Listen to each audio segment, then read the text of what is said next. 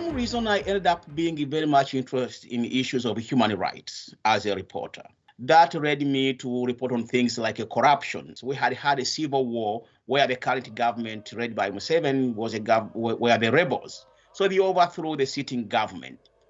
And the international community gave in a lot of money to rehabilitate the war-ravaged areas. But many of the items, hose, wheelbarrows, which were given, were ending up on the private market. I pursued the story, I published it. The wife of the president happened to be part of the people, the local NGOs that were distributing these items. And her name showed up, and I named her in the newspaper. And for the first time, I was summoned to the State House and questioned and warned.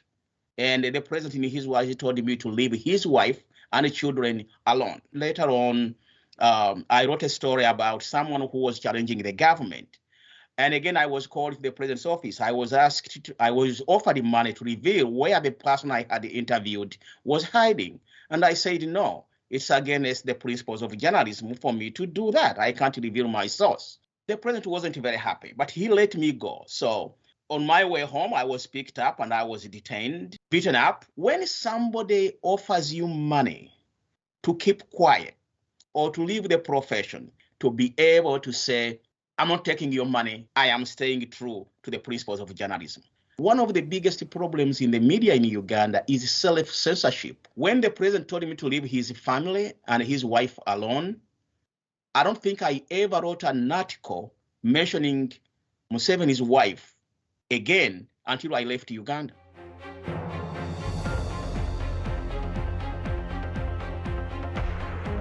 When you look on the paper and you see how many radio stations are in Uganda, you would say, wow, there is a lot of media freedom in Uganda.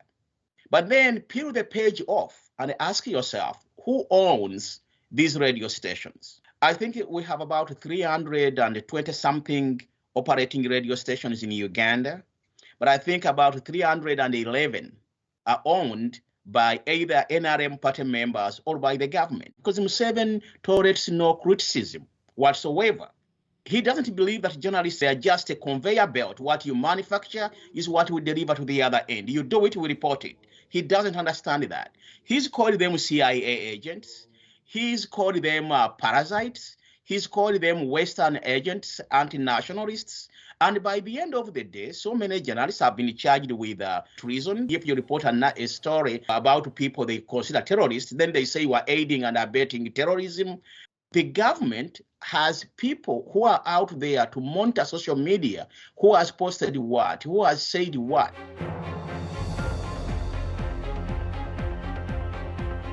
I had started a newspaper here. We had published it slowly, quietly. We are sending the magazines to Uganda.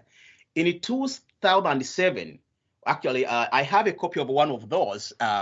This is the copy of one of the magazines, okay, with a Museveni caricature on the cover.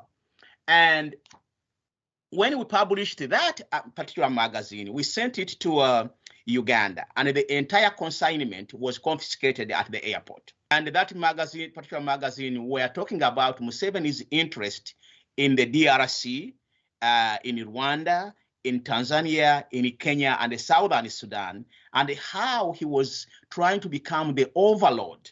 So we figured out that if that's what they are doing, we will figure out how to publish the magazine secretly in the country.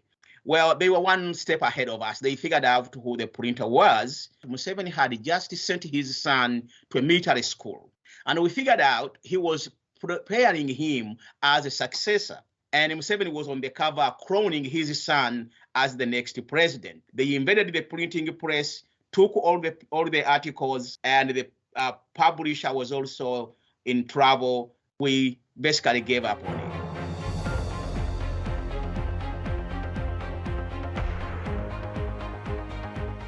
Be safe. It's always very important to live to see another day. I believe that actual heroes live to tell the stories.